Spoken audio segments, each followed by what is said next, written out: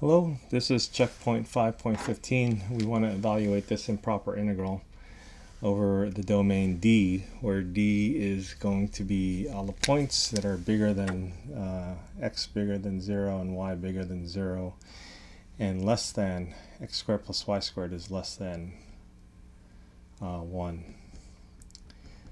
So if we identify when it's equal to 1, it's going to be the circle, and when x is bigger than 0 and y is bigger than 0, then it must be just a quarter of a circle that we're looking at.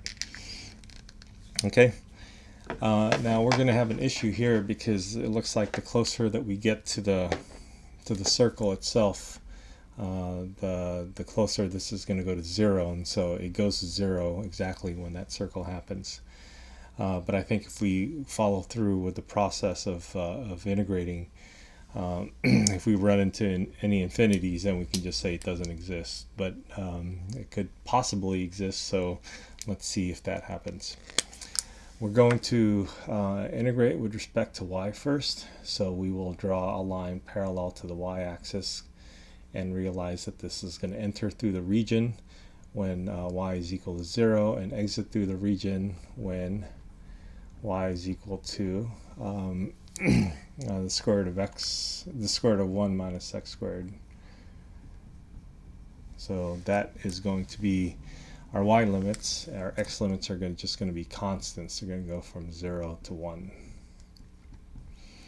Okay, so we're ready to set up our double integral.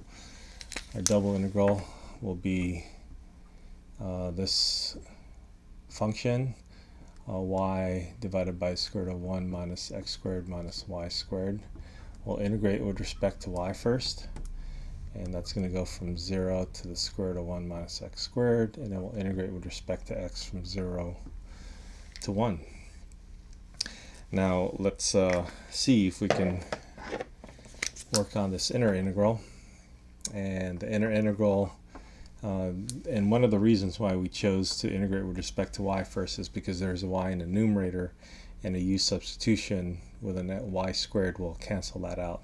So let's do that u substitution. U is going to equal to the whole thing inside the square root, 1 minus x squared minus y squared, and then our du is going to be minus 2y dy.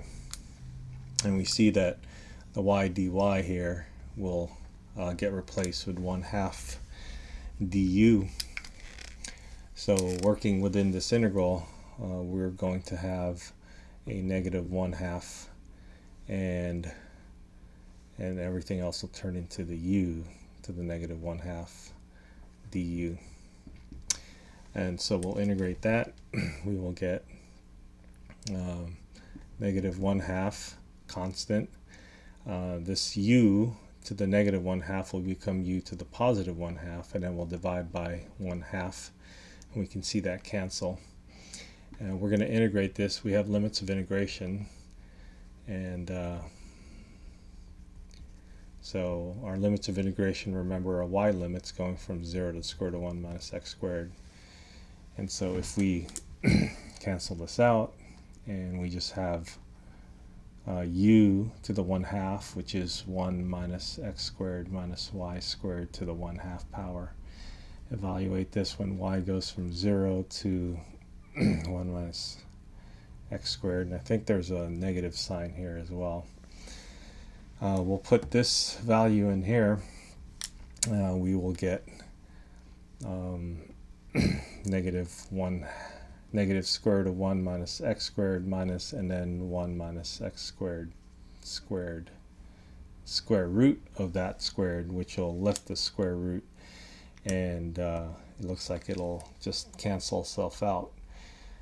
So that's going to go to 0, minus, and then another negative. This time we'll put 0 in for y, and I think that's going to be it.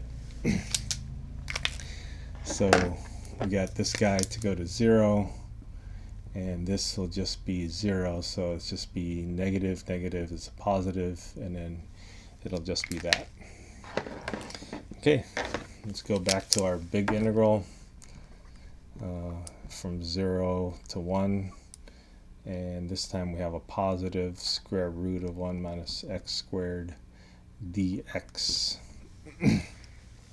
Okay. All right, at this point we can use trig substitution or something to that effect to get that, but let us just say, hey, this is exactly, it's one of our tricks from calculus, calculus 2 or calculus 1 when we first started learning integrals as areas under the curve. This is just the area from 0 to 1 that's under this curve, which is a semicircle, but we're cutting the semicircle in half, so it's really only a quarter of a circle, and the area of that is 1/4 of pi r squared, and r in this case is going to be 1, and so that's just pi over 4. So without doing any more integral, we can just conclude that this is pi over 4 and be done with that. But if you do want to venture out and practice your trig substitution, you can definitely go ahead and work on that. But in this particular checkpoint, we'll consider ourselves done by submitting this pi over 4 as our answer. Okay, I hope that helps.